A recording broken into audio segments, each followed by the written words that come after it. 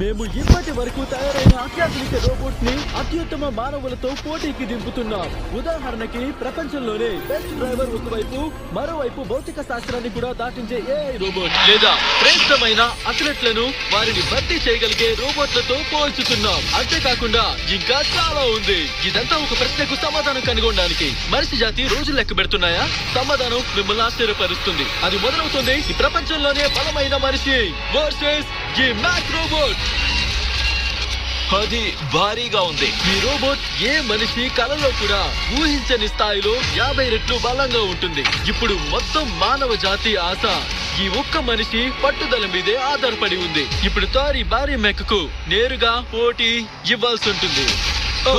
ఇది భయంకరంగా ఉంది. ఛాలెంజ్ చాలా సింపుల్ కానీ చాలా కఠినం. ఈ 3 కార్లను ఫ్లిప్ చేయాలి. తర్వాత ఆ బస్సును ఆ కార్లపై నుంచి కిందకి పడేయాలి. అదంతా ఈ మ్యాక్ చేసే లోపు.